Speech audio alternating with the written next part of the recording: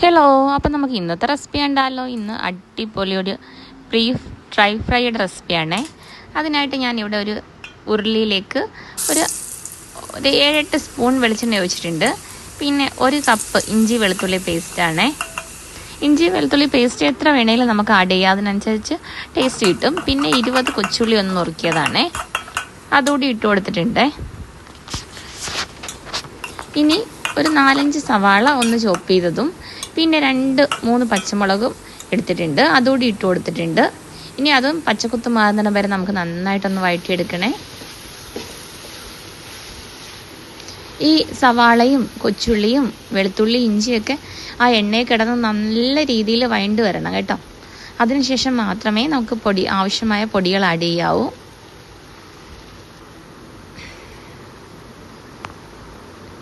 ഇനി ഫസ്റ്റ് തന്നെ 1/4 ടീസ്പൂൺ മഞ്ഞൾപ്പൊടി ഇട്ട് കൊടുക്കുന്നുണ്ട്.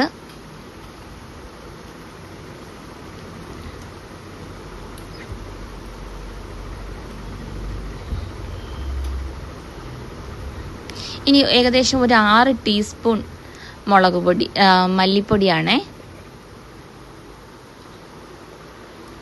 പിന്നീട് 1 ടീസ്പൂൺ കുരുമുളക് പൊടി,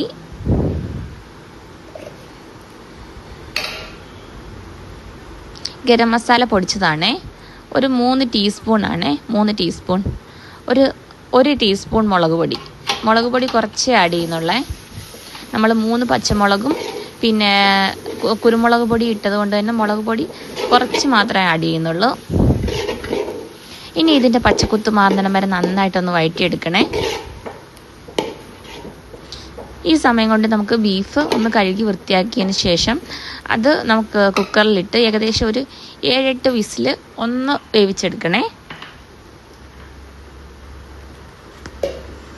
അതൊന്ന് വെന്ത് വരുമ്പോഴത്തേക്കും നമ്മുടെ മസാലയൊക്കെ ഏകദേശം റെഡിയായി വരും.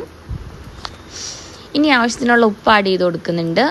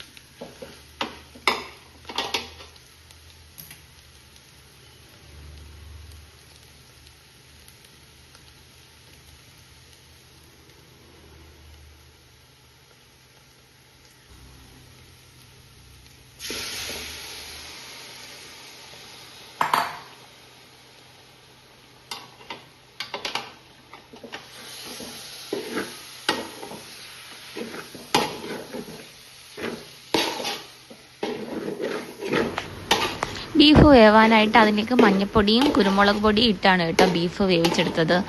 ഇനി ആ ബീഫ് നമുക്ക് അതിലേക്ക് ഇട്ട് കൊടുത്തിട്ടുണ്ട്. ഇനി നന്നായിട്ടൊന്ന് മിക്സ് ചെയ്തെടുക്കണേ. മസാലയൊക്കെ നന്നായിട്ട് പിടിക്കുന്ന രീതിയിൽ തന്നെ നമുക്ക് മിക്സ് ചെയ്തെടുക്കാം. ഇനി ഇത് ലോ ഫ്ലെയിമിലിട്ട് ആ ബീഫിനകത്തുള്ള ഗ്രേവിയൊക്കെ നമുക്ക് നല്ല രീതിയിൽ ഒന്ന് കുറുക്കി ഡ്രൈ ഫ്രൈ, നമ്മുടെ ബ്ലാക്ക് കളറിൽ ഇരിക്കുന്ന ബീഫ് ഫ്രൈ ഇല്ലേ, ആ ഒരു കൺസിസ്റ്റൻസിയിലാക്കി എടുക്കണം. കുറച്ച് ടൈം എടുത്തിട്ടുള്ള പരിപാടിയാണ് ലോ ഫ്ലെയിമിലിട്ട് ഇങ്ങനെ കുക്ക് ചെയ്തെടുക്കാൻ. നമുക്ക് വിറകടുപ്പൊക്കെ ഉള്ളവരാണെങ്കിൽ വിറകടുപ്പിൽ ചെയ്യുന്നതായിരിക്കും കേട്ടോ ഏറ്റവും ബെറ്റർ. നല്ല ടേസ്റ്റി ആയിട്ട് അടിപൊളി ബീഫ് ഫ്രൈയുടെ റെസിപ്പിയാണ് കേട്ടോ. എല്ലാവരും ഒന്ന് ട്രൈ ചെയ്ത് നോക്കണേ. ഇനി ഇത് ലോ ഫ്ലെയിമിലിട്ട് ഇതിൻ്റെ കളർ ചേഞ്ച് ആവുന്നിടം വരെ നമുക്കൊന്ന് വഴറ്റിയെടുക്കണം കേട്ടോ.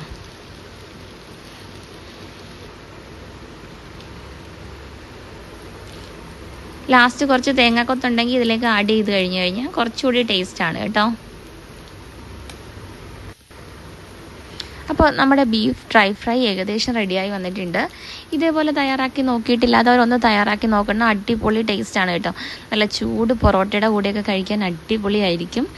അപ്പം നമ്മുടെ അപ്പത്തിൻ്റെ കൂടെയും കഴിക്കാൻ അടിപൊളിയായിരിക്കും. ലാസ്റ്റ് ഞാൻ കുറച്ച് കറിവേപ്പില ഇട്ട് കൊടുക്കുന്നുണ്ട്. വേണമെങ്കിൽ നമുക്ക് മല്ലിയില ആഡ് ചെയ്ത് കൊടുക്കുക കേട്ടോ. എനിക്ക് ആ മല്ലിയിലയുടെ ഫ്ലേവർ അധികം ഇഷ്ടമല്ലാത്തത് കൊണ്ടാണ് കറി ലീവ്സ് ആഡ് ചെയ്ത് കൊടുത്തത്. ഇനി ഈ സമയത്ത് വേണമെങ്കിൽ നമുക്ക് കുറച്ച് തേങ്ങയൊന്ന് വെളിച്ചെണ്ണയിൽ വറുത്ത് ഇട്ടാലും ടേസ്റ്റാണ്. ഇപ്പം ഞാൻ അതൊന്നും തന്നെ ഇടുന്നില്ല, എന്നാലും അടിപൊളി ടേസ്റ്റാണ് കേട്ടോ. എല്ലാവരും തയ്യാറാക്കി നോക്കണേ.